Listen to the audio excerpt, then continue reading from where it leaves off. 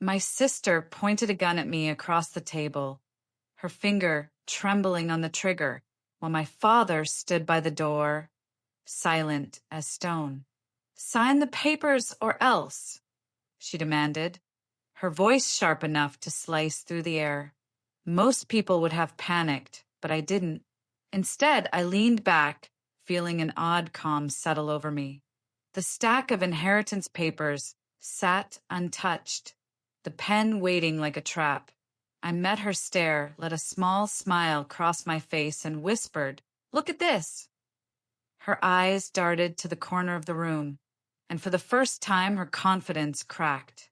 What she saw there would unravel every plan she thought was flawless, turning an ordinary family gathering into the moment their deepest secrets finally came to light. The house we met in that weekend was nothing remarkable. It sat a little outside the city, plain and functional, with beige walls and furniture that looked mismatched, as though borrowed from too many places. The air carried a faint mustiness, the kind you can never quite mask no matter how wide the windows are opened. It wasn't a home. It felt like a temporary truce, the kind of place you rent when you don't really want to be together but still need the appearance of it. My mother was the first to greet me, her arms busy unpacking groceries from brown paper bags. A loaf of bread, bananas, deli meat, just enough to suggest effort, but nothing resembling a true meal. "Hi, honey," she said brightly, her smile stretched too wide, as if the sheer force of it could keep everything from crumbling. My father trailed behind, carrying a cooler with the slow, deliberate steps of a man who had perfected neutrality. He nodded at me, not unkind, but not warm either, a gesture so practiced it felt rehearsed. Then my sister appeared, as if she were stepping onto a stage. Her perfume hit the air before her words did. Her sunglasses perched on her head even though we were indoors. She kissed the air next to my cheek, her smile polished, her voice clipped. "Glad you made it." Everything about her said performance. Hair brushed to perfection, posture stiff with self-importance, and a kind of brightness that felt more like provocation than welcome. For a while, things played out like any family weekend. My mom arranged sandwiches and chips on mismatched plates. My dad claimed the head of the table as if by instinct, and my sister filled the air with chatter about traffic, errands, and trivial annoyances. We even took a walk outside, circling a small field behind the house. My mom pointed out wildflowers with forced cheer. My dad muttered something about the weather, and my sister pretended to listen while scrolling through her phone. From the outside, we must have looked like a family trying, awkwardly but sincerely, to spend time together.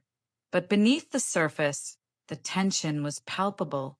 Every glance, every pause in conversation carried something unspoken.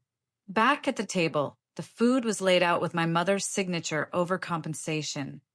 Sandwiches cut neatly into triangles, chips poured into bowls, fruit piled high in the center. She always had this compulsion to present abundance, even when no one asked for it. "Eat something," she urged, sliding a plate toward me with that brittle smile. "I already ate," I replied. The flicker in her eyes betrayed her.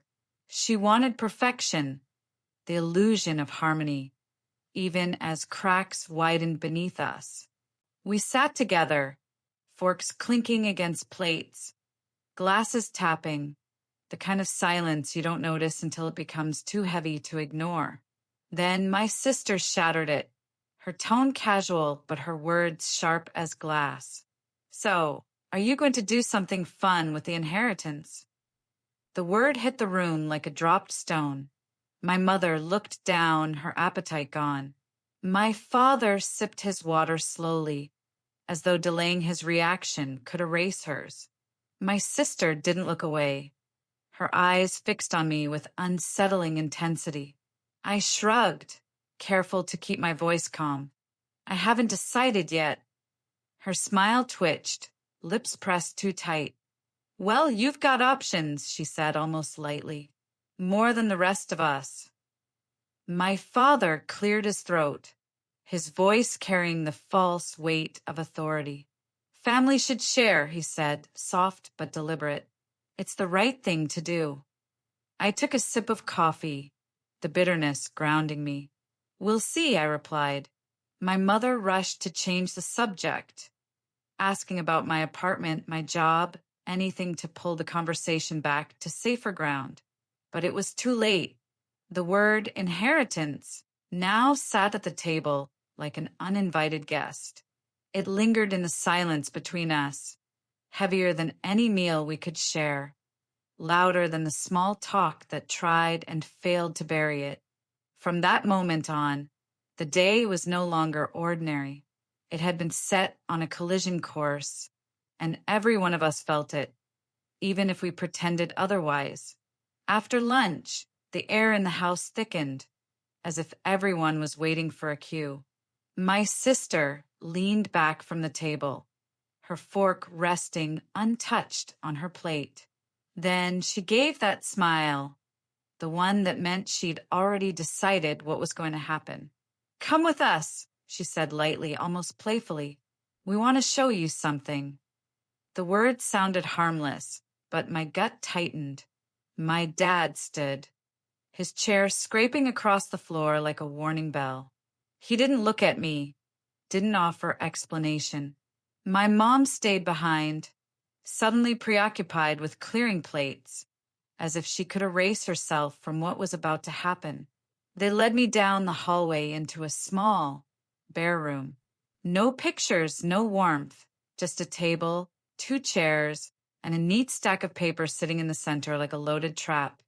My father positioned himself near the door, arms folded across his chest, his body language saying more than words ever could. My sister sat down across from me, perfume hanging thick in the stale air. With a smooth flick of her wrist, she slid the papers toward me. This will make everything simpler, she said, her voice too calm, too rehearsed. I picked up the first sheet, scanning the rows of legal jargon. By the second page, my pulse slowed into something almost mechanical. By the third, the truth settled like ice in my chest. It was a waiver, an agreement to give up every cent of the inheritance, transferring it all to them. Not a share, not even a split. Everything.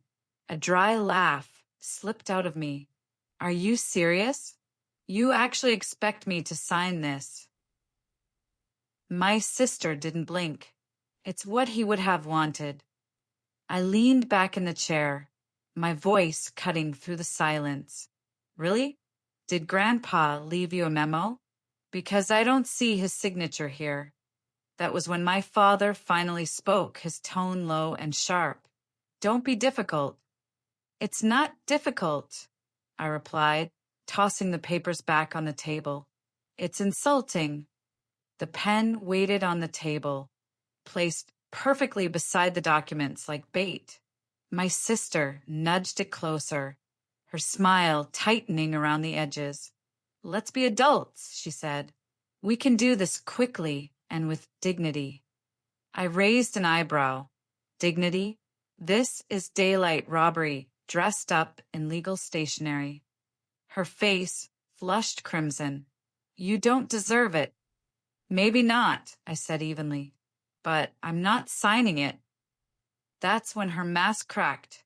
She shoved her chair back, so hard it screeched against the floor. Sign it, she snapped, her voice breaking into rage. No, my voice was steady. The word felt heavier than it should have, hanging in the air like a verdict. My father's eyes narrowed, his silence pressing against me harder than if he'd shouted. You'll regret this, he said finally, his tone cold, almost promising.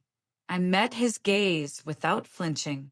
The only thing I regret, I said softly, is showing up here. And then it happened. My sister's hand dove into her bag, and in one practiced motion, she pulled out a gun. The sight of it froze the room.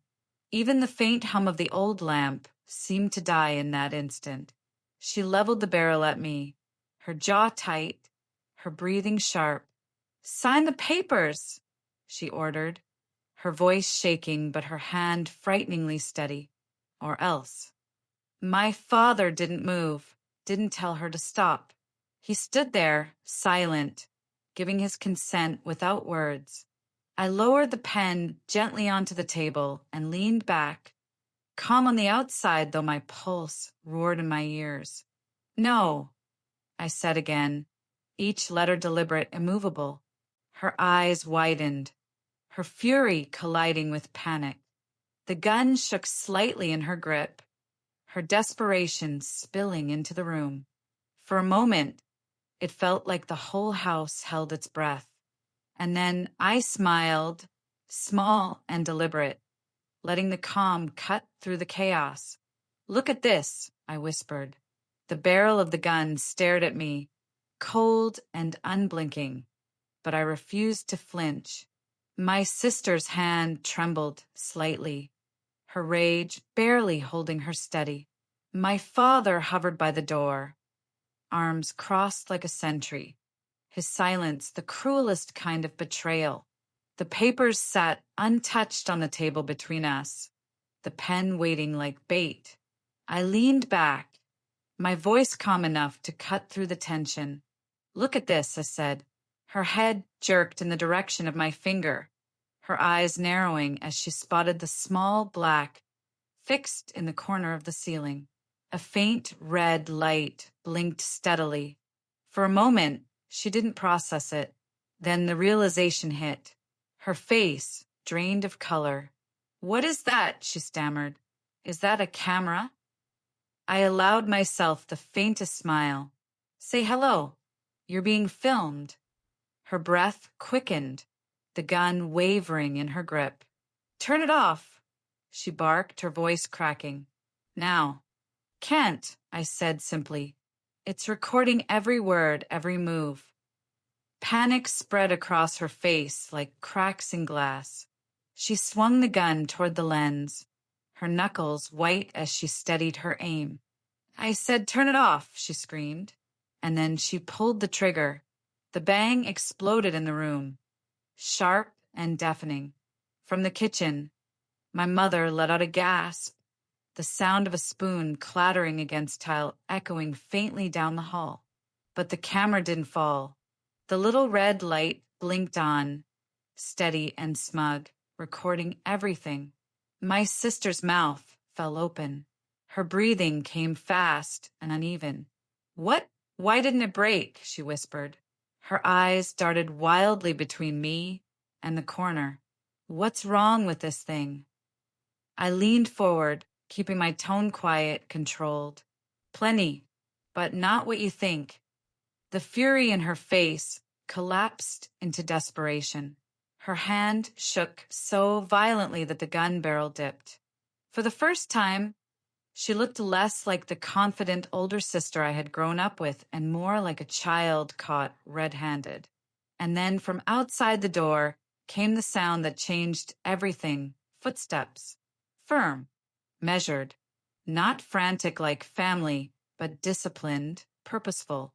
The door burst open. 2 men stepped inside, both broad-shouldered, both calm, their presence filling the room in an instant. Not uniforms, not relatives. Professionals. "Put it down," one said, his tone level but absolute.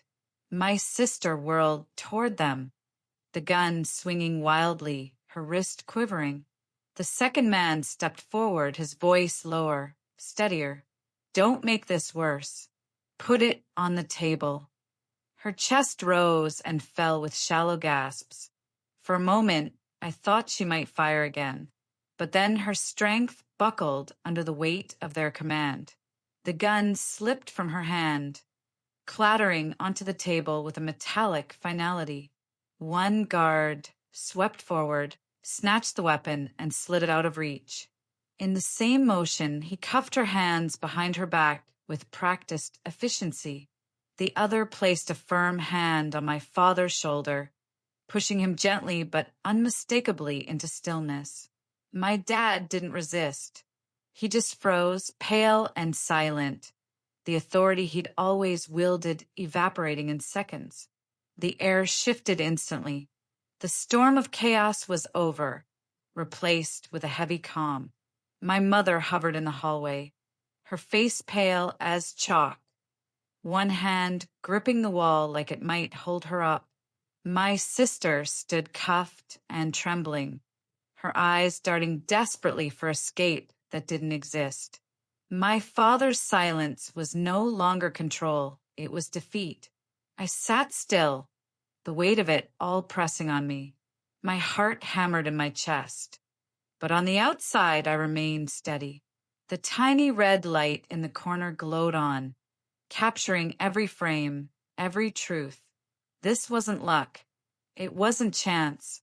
It was planned, every second, every angle. And now, the truth they tried to bury had been dragged into the light, impossible to deny. I spent most of my childhood learning what it meant to be invisible. My sister was the star. Straight A's, trophies lined up like soldiers on her dresser, the one my parents bragged about to neighbors. My younger brother was the baby, doted on for every small accomplishment. And me? I was the one caught in the middle, never shining bright enough to be noticed, never young enough to be forgiven. When I acted out, climbing fences, sneaking out, doing reckless stunts, it wasn't because I loved trouble. It was because trouble was the only thing that forced my family to look at me. My sister, especially, seemed to resent me for it. She carried herself like the family's crown jewel, and every time I slipped, she made sure to twist the knife. "No wonder they don't trust you," she'd whisper when no one else could hear. My parents never corrected her. They just let the words hang there, confirming what I already knew. I wasn't the one they wanted to claim. The only person who saw me differently was my grandfather. He wasn't polished, not by a long shot. He wore the same shirts until they were thin at the elbows, his shoes were scuffed, and he showed up to birthdays with cards from discount stores. My mom used to mutter that he looked like a man who had given up, and my dad would shake his head like Grandpa was an embarrassment. But to me, he was the only real person in a family obsessed with appearances. He told me stories about his old jobs, the towns he lived in, the people he met. None of it was glamorous, but all of it was honest. Sometimes when we had coffee, I'd slip the bill to the cashier because I thought he couldn't afford it. He'd just smile, that knowing little grin, and say something cryptic like, "Even if I was rich, I'd live exactly the same." Because once people know you have money, they stop seeing you. They only see what they want. I thought it was just one of his odd sayings, a way to excuse his plain clothes and modest life. When he passed at 96, it wasn't a shock, but it left me hollow. He'd been the only one who ever looked me in the eye without judgment. Sitting in the lawyer's office with my family felt surreal. My sister was tapping her manicured nails against the chair, whispering jokes to my brother about what we'd inherit. Maybe Grandpa's socks, maybe his rusted tools. My parents chuckled along, dismissive even in death. I sat there quietly, biting the inside of my cheek, hating how they could still mock him after all he'd been. The lawyer came in, shuffled some papers, and began reading. The words didn't sink in until I heard my name. My grandfather had left everything to me. Not a token, not a portion. Everything. The room froze. My sister blinked, then barked out a laugh. Her? What? His coffee mug collection.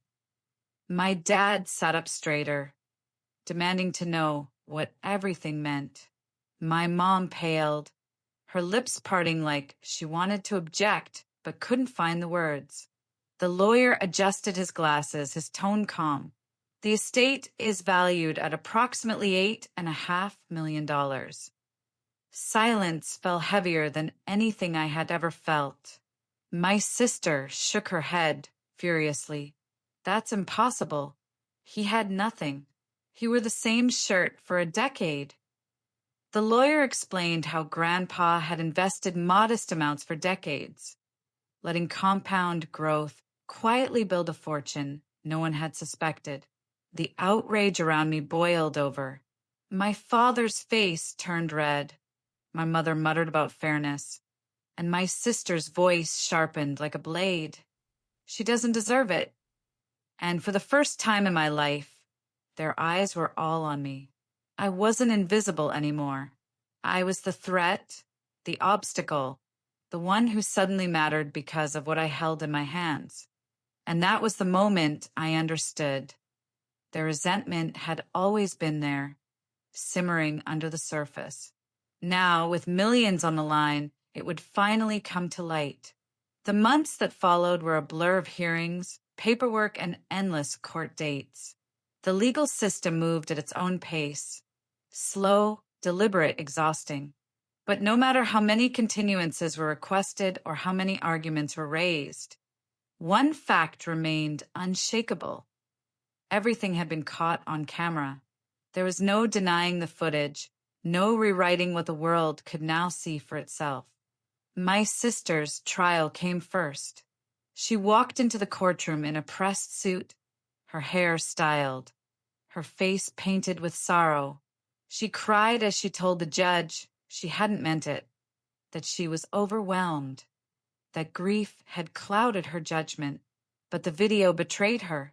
The gun in her hand, the words on her lips, the look in her eyes, they told a story far stronger than her tears. The judge didn't waver. Threatening a life with a firearm is beyond excuse, he said. 7 years. The gavel fell, and the sound echoed in my bones. My father followed. He hadn't pulled the trigger, but he had stood in that room, arms crossed, silently allowing it to happen. The prosecution painted his silence for what it was. Complicity. The judge's words were sharp. You didn't stop it. You didn't speak. You let it play out. That is not neutrality. It is consent. 2 years. His face was gray as the bailiff led him away. The authority he'd once carried crumbling in front of strangers. Then came my mother. She had stayed in the background, keeping herself busy in the kitchen, convincing herself that pretending not to see was protection. But the court didn't buy it.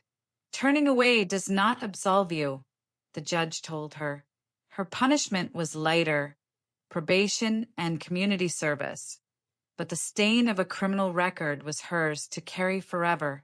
By the end of it all, the family I had grown up with was gone. Not in death, but in destruction.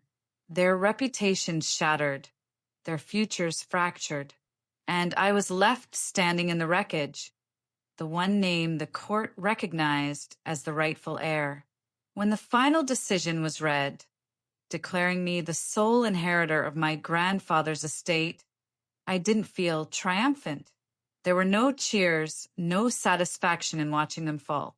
Just the quiet confirmation of something that had been true all along. He had trusted me. $8.5 million now sat in my name. But it didn't feel like winning. It felt like surviving. Walking out of the courthouse, I carried no pride, only fatigue. Years of being overlooked, mocked, dismissed. It all added up to this moment. And yet it didn't bring the joy people might expect. Watching my sister's fury collapse into despair, my father's silence finally punished, my mother's careful image tarnished, it didn't give me peace. It only reminded me of how deep the damage ran, how far they had been willing to go. Still, beneath the exhaustion, there was something else. Relief. For the first time, I wasn't under their thumb. I wasn't the scapegoat or the forgotten middle child.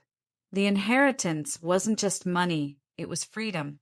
Freedom to live without their control, without their voices defining who I was. Freedom to finally breathe. I didn't celebrate their downfall. but I didn't mourn it either. They had written their own fate, and I had been left with what my grandfather intended, a chance to build a life of my own. 5 years have passed, and the life I live now feels like it belongs to someone else. I built a family of my own, one grounded in love instead of fear. My husband and I raise our little girl in a quiet neighborhood where the loudest sound is kids riding bikes down the street. From the outside, we look like any ordinary middle-class family. Simple home, modest car, nothing flashy. That's exactly how I want it. The money changed everything, but quietly. I invested the way my grandfather once did, steady and patient.